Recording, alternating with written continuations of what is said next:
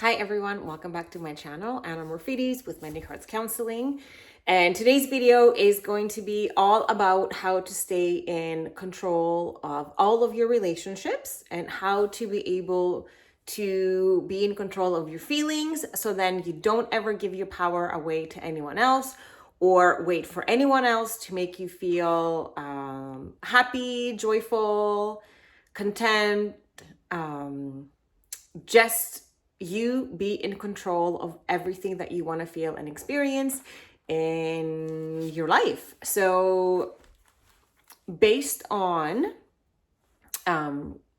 clients that I have worked with and or friendships and other relationships that I have in my life, these are typical questions that come up that are so easy for us to decipher and take control of, and therefore we don't ever have to wait or spend time or energy trying to understand why somebody else is acting a certain way towards us or trying to figure it out in our head, as opposed to trying to figure out in our head, why are they allowing us to feel this way? Because everything truly is always happening for us.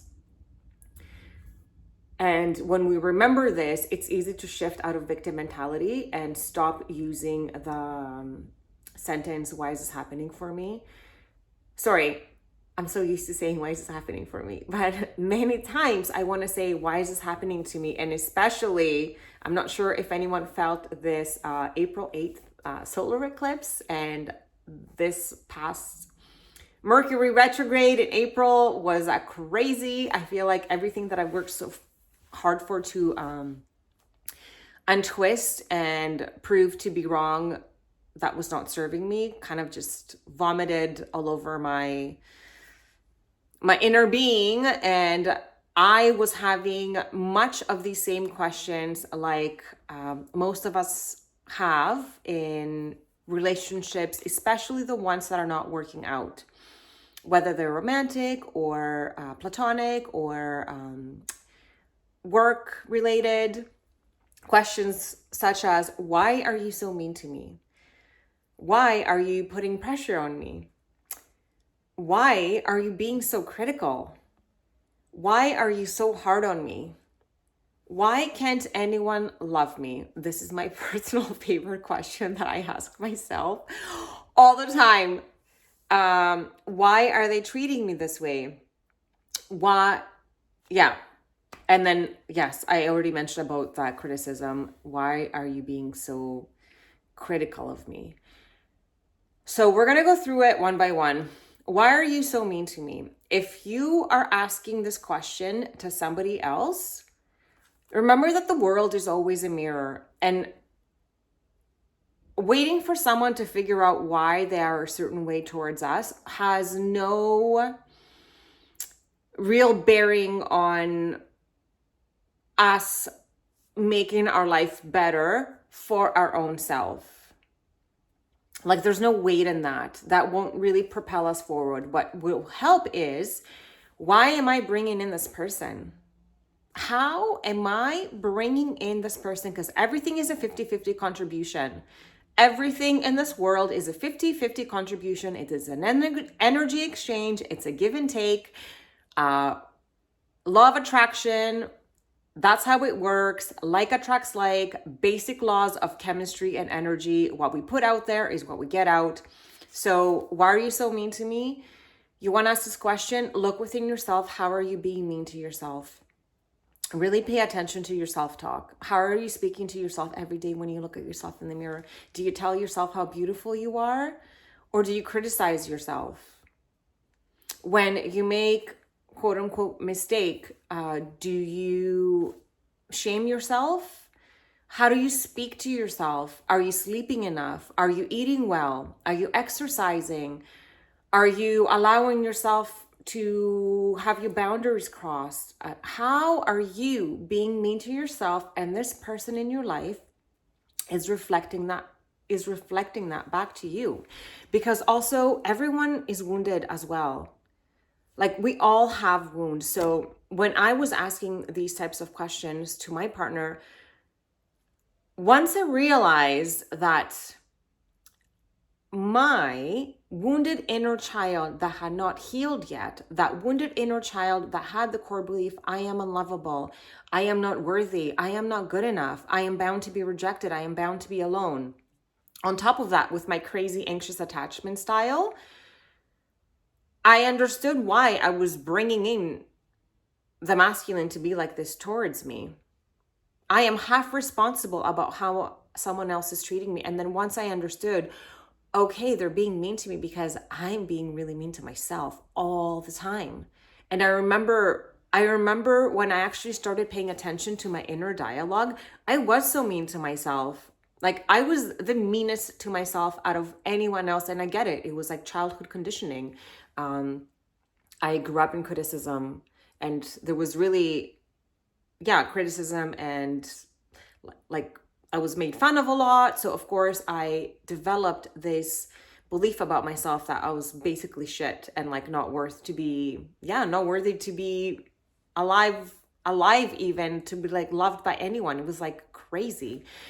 And then I started to give myself love. I started to watch how I was being mean to myself, and I started to change that.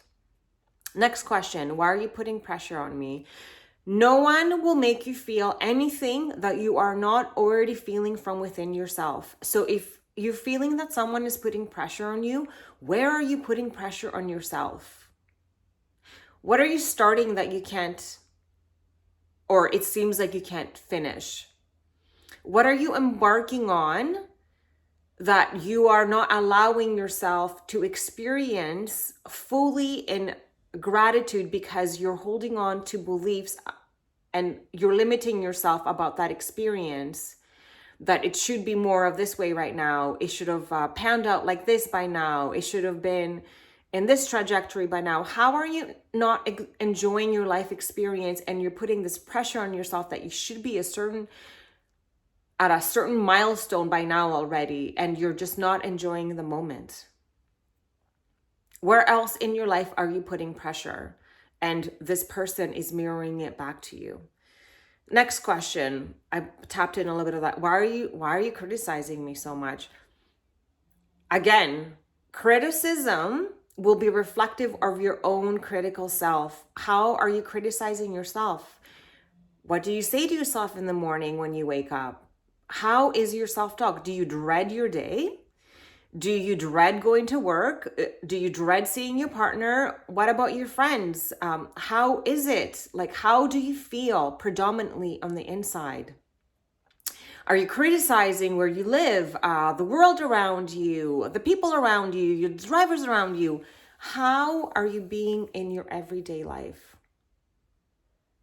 That's where the power always lies, is how other people are making us feel. That feeling is alive from within us, and we have the power to change it. That person is just a mirror. So at the end of the day, we thank them and we send them so much love and gratitude for showing us what we are responsible for undoing that is not serving us. And that's really the kind of the point of life. It's like this magical game of feeling and transmuting. And once we get that, then we can actually live more peacefully. Not that when especially the last few days, that question, why is this happening to me, popped up so much, because I would go back to this question of, why can't anyone love me? And I know it has nothing to do with me. Like, in my present moment, I know that I am lovable. I know that I am worthy. I know these things, but past conditioning is that strong that it can totally creep in. So this question of why can't anyone love me, or why can't you love me, when I think about that in the context of me relating to a masculine energy, I know that's really me asking my mom, like, why couldn't you love me? Why didn't you love me? But in reality, she did love me. She just had so much trauma herself, and she lost her mom when she was 2, and she was beaten by her stepmom, and her dad had abandoned her.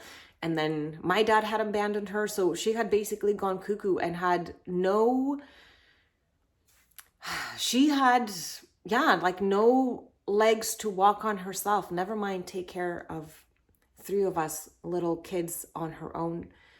So because as children, we internalize all these things. If our primary caregiver is not able to be present and give us that love that we need as a human being, if we're not receiving that, we internalize that as it is our fault. There's something faulty within us. Therefore, this person is not able to show up for us this way. And that's why we feel like that in our adult relationships as well, especially the ones of romantic context, because we're still, through recapitulation, playing that same dynamic with our primary caregiver, the one that wasn't able to show up for us.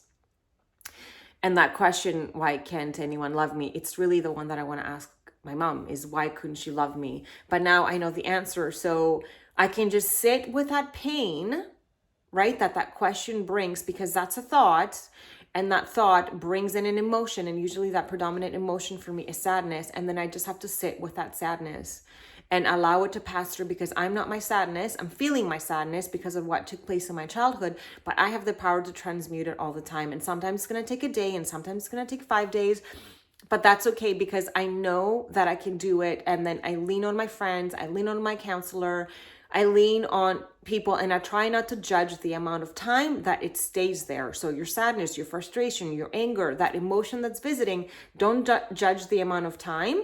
Just try to understand why it's there and do the things that will lift your vibration: meditation, affirmation, journal your thoughts, see what's behind them, understand why they're there. Just witness, be still, be loving to yourself, unconditionally loving to yourself. Do the things that you love and watch your self-talk and keep transmuting it until it passes, because nothing lasts forever until we work at it. And I will be damned if I work on holding on to these unhelpful thoughts anymore for me, because they're not worthy. And sure enough, today I feel way better. That's not sitting with me anymore. Okay, next question. Oh yeah, why are they treating me this way? And why are you so hard on me? Again, watch where you are hard on yourself. How are you putting pressure on yourself again? Are you hard on yourself about how many hours you should be working in order to feel worthy? Are you being hard on yourself by making unrealistic goals? SMART goals is what we were taught in counseling: specific, measurable, attainable, realistic, and timely. Like if I wanted to lose weight, for example, and I put a goal for myself to go to the gym every day, I know I'm going to fail that, because that's not realistic. And of course, that's going to lead to me not being true to my word, and then negative self-talk, etc., etc. So I wouldn't be so hard on myself. I would start small and then just bring in a little bit more and a little bit more and a little bit more. And then again, if someone is treating you a certain type of way that you're not liking, see how you are doing that same action to you. What pattern are you reliving that's not serving you anymore? What are they trying to show you that's still alive from within you? Are they showing you that maybe you still have an insecure attachment style? A core belief in there that reflects unworthiness? What is it? Why are they treating you that way? Why are they reflecting back to you? How are you treating yourself? And again, you're going to do the work and you're going to start to treat yourself different once you pay attention to what's going on from within you. And you're always going to know through your feeling, because our feelings and our emotions are produced by our thoughts, and our thoughts are produced by our programming that we acquired. And that programming that we acquired is strictly based on our core beliefs and our attachment style. So once we pay attention to what subconsciously is taking place in our mind, and that's really great by journaling. If I ask this question to myself, why can anyone love me? This is how I trace it to go back to my childhood, and I understand that this is a question that I really have for my mom and not really for anyone else. But now I know that I can I can love myself. Yes, of course, we're wired to be with like a romantic partner, but unless I truly love myself, all that I'm going to bring in is that same reflection of the love that I have for myself. So also, I send gratitude to anyone that comes into my life to show me where I am from internally. Depending on what it is that I'm receiving from them, I know this is what I'm giving to myself. So I'm always in control. I always have the power, even though it might feel like it's not at times, because it does get challenging. Because I want to go back to that question, why is this happening to me? Why is this happening to me again? But I just have to stay the course. Why is this happening for me? I just have to keep going. I just have to keep affirming, continue to have fun, continue working towards my goals, and sometimes give myself a break and allow myself to be in my sorrow, my sadness, whatever it is that I want to predominantly experience, transmute, allow, give that time to yourself, don't judge it, go back to love, go back to gratitude. Gratitude is the best way to transmute anything. Actually, my current coach has me going back into gratitude and breathing with my heart and doing gratitude in the morning, gratitude at night, and then showering myself with gratitude just all over my body every morning as well before I wake up while I'm still in the theta wave, which is the most, just before you wake up. Theta wave is also the state of mind that children are in when we're dreaming. The theta wave state is the most impressionable and the most closer to our subconscious mind. And yeah, so I hope this video helped. If you liked anything about it, give it a thumbs up. If you haven't subscribed already, I would love for you to do so. And of course, hit that notification button if you want to know of my new videos that I try to release on a weekly basis. And please do not stop giving me your comments. I love them so much. And questions, anything you want me to talk about, I would love to be able to do this for you. And yeah, leave a comment below if there was anything that you wanted to share. And I always send you my love and my gratitude, and I will see you next time.